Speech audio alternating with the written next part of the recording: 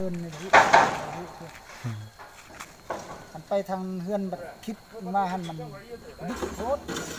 เนี่ยนะ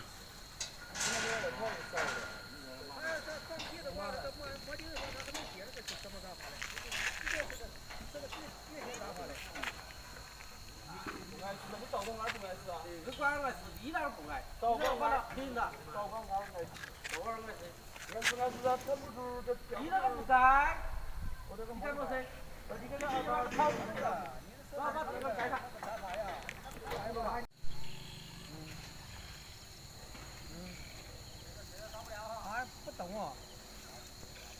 我知道他是用这个220伏的，他说的意思220伏的，反正我们说了，我是提供一个信号线一个24伏的可以。他说用这样好这样好。สบายดีหมดสุขุสุคนเนาะมื้อนี้ก็พามาเบิ่งบรรยากาศของยามแลงอีกครั้งหนึงเทื่อนึงเนาะอยู่เขตสถานีเมืองงาเนาะ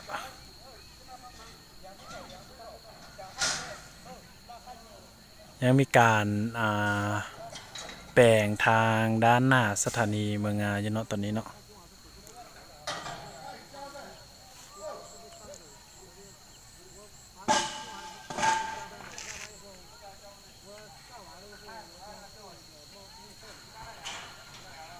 มีการปลูกต้นไม้เนาะอยู่ทางนี้ก็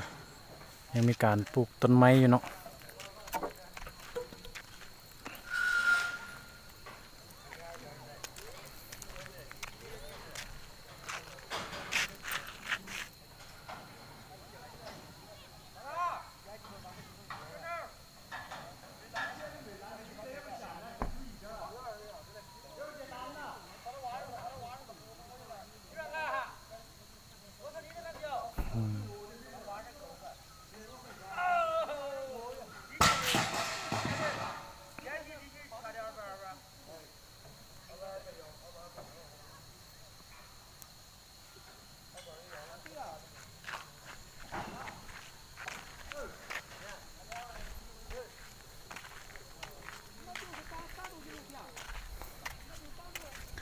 เดี๋ยวเขาจะพาไปเบิ่งบรรยากาศของยามค่อยค่ำลงแรงเนาะ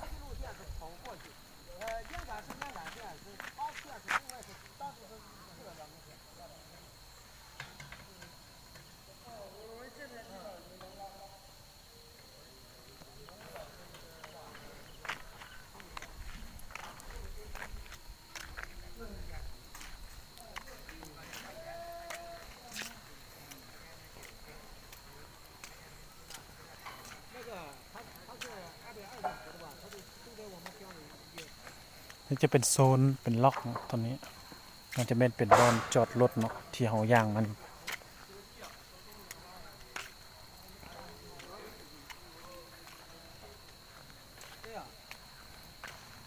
他是主要是就是什么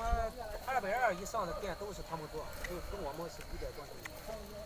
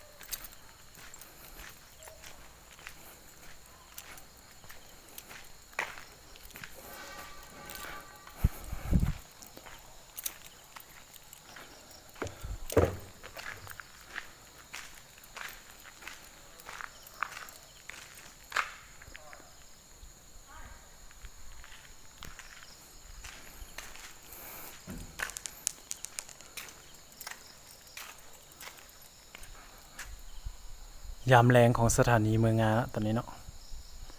จะมีการไต้ดอกฟืนดอกไฟอย่างเรียบร้อยแล้วเนาะ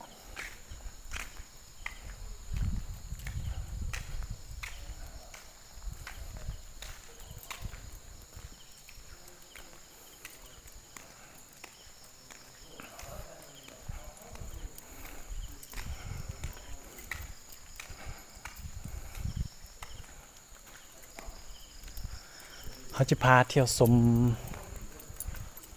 ยามค่อยค่ำลงแรงเนาะตอนนี้เนาะ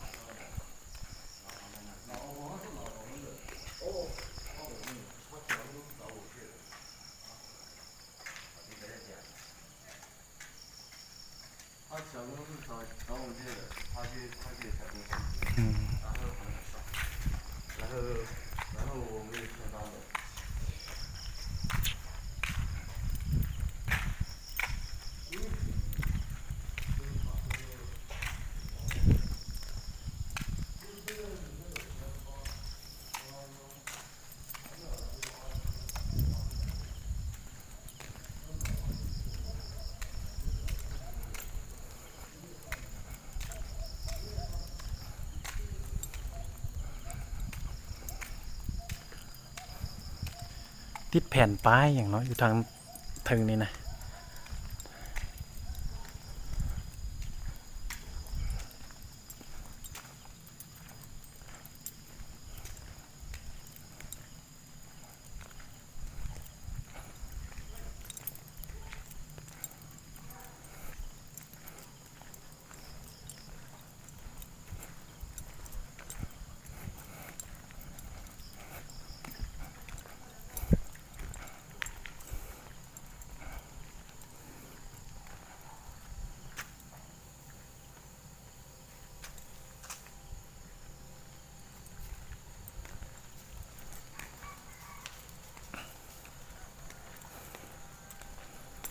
ยามค่อยค่ำเนาะที่เอามาอัดคลิปให้เบิ่งนี่กะ